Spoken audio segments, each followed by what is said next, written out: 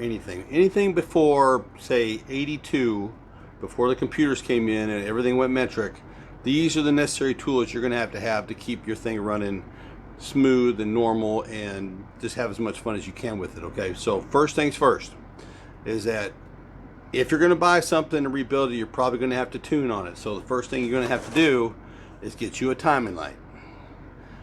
This is worth its weight in gold. You're going to be using it. If you don't have your timing set right, nothing else works right. And this is with the old ones, moving a distributor and setting it, and 8 to 12 degrees and total 36 to 34 degrees. This is your life right here. This timing light. They're cheap, but you're going to need one. The second thing is that if you're doing the timing, you're going to have to tune the carburetor. All right, and that's where this comes in. This is a vacuum gauge, and you are going to need this to tune your carburetor correctly. Doing it by ear, you don't have the skills, and that skill is, I could probably do it once I get this started up, because we're probably going to go carbureted, we're probably going to go big block or small block, depends on what comes across. But I will be using this gauge, and I've been using this gauge for the last 40 years on all my stuff, all my hot rods, my Camaros, my Monte Carlo, everything I had tuned with this. Worth its weight in gold. These are also cheap. Since you're here and you're already watching, hit that like button right now. Like, share, and subscribe. Thank you. Go out and get one. All right. Now, carburetor, timing.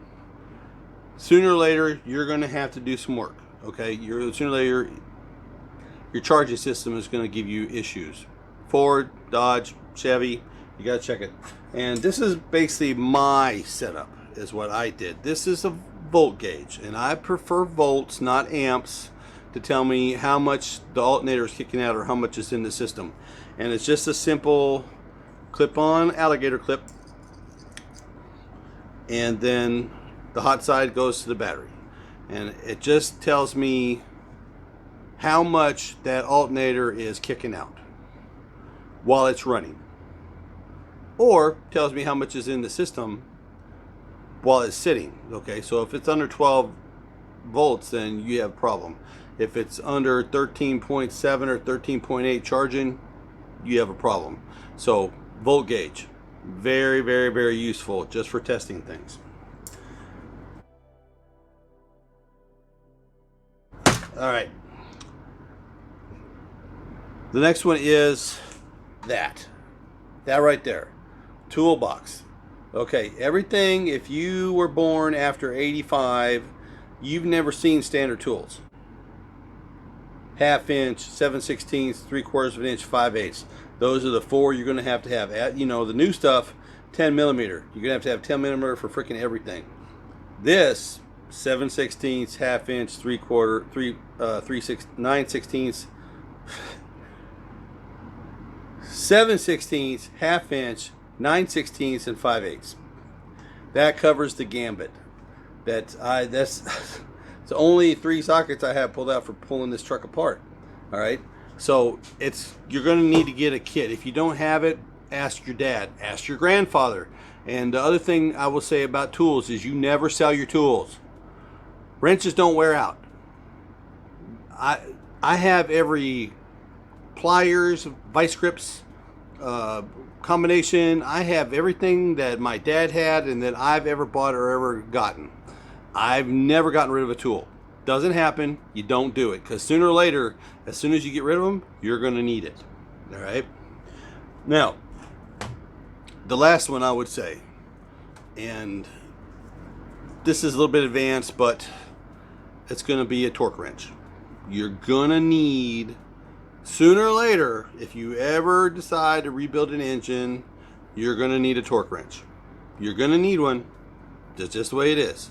And it's foot pounds, not inch pounds. That's for small engines. Foot pounds, where you can set it, click, click, click, click, going around the heads, going around the mains, going around everything. You're going to need a torque wrench if you ever do a rebuild. All right, now I'm going to add some specials here. These are kind of the things that I've gotten along the way. And the first one I'm going to say is, if you're going to do the engine rebuild, this is a oil pump primer rod. This is designed to go, this will go Chevy and Ford.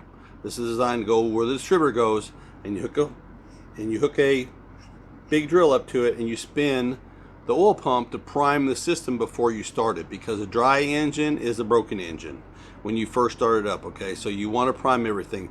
This sleeve goes into the lifter valley to pressurize the lifters, and then this sits on top on the intake manifold to give it something to hook onto so you spin it. So oil pump drive shaft, primer drive shaft.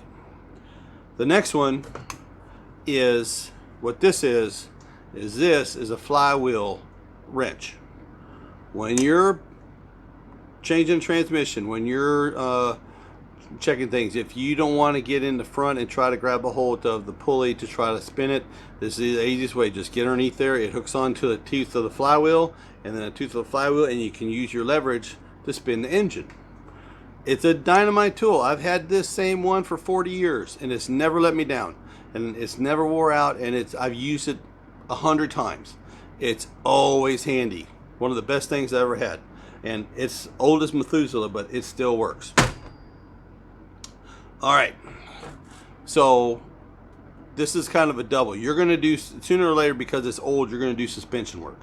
All right, and you're going to need brake tools and a pickle fork, because ball joints and tie rod ends and things like that do not like to come apart. So it's a very simple hands-on bang, bang, bang, and it separates ball joints and tie rod ends, which will stick. They always stick. No matter what you do, they stick. All right. Another one I got, and this is something that, this is an old hot rodder trick, and what this is this is the timing chain gear. All right, but a timing chain gear has the keyway for the crankshaft of an engine. When you're building one, this will slide right on the snout of the crank, and you can spin the crankshaft with this. And this is just a piece of Barzal that was welded onto it, just an old rod. And if you do this on a semi-regular basis, best 5 minutes you'll spend. This is just welded onto a piece of rod stock. But oh my God, has this been the best little thing over the years. Best thing. Another special, a cheater bar. Now this is an old handle to an old floor jack to finally give out after 30 years. My parents gave me my first floor jack, but this is the handle to it. And it's got two pieces, but I've got the end cut off for the other piece so that I can slip my ratchets into it, you know, and use it to get the steroid jerk on stuff, because these things are 40, 50 years old now, guys. There's gonna be stubborn, rusted nuts and bolts, okay? There's gonna be stuff that just don't want to give. So a little bit of heat and a little bit of extra leverage can do wonders. Cheater bar. And just a couple extras. I will say, I picked this up years ago and I've used it 100 times. This is a for a impact. This is a lug nut, you know, the locking lug nuts remover. It's reverse threaded and it acts just like an easy out, but it grips onto that lock nut, and so you can remove it. It screws this stuff onto, it shrinks as it goes up into the cone, so it's gonna grab a hold of it and pull it right out. Because I don't care how many you drag home, there's gonna be locking lug nuts on it that somebody lost the key, it's gone, there's nowhere. This is gold, guys. Locking lug nut removal tool. I know this has got to be 30 years old, and I don't want to pay like $5 for it then. They're probably only $10 now, but you know, all this stuff links down below. Okay. Last but not least is all the normals. It's the WD-40s. It's the Super Lube.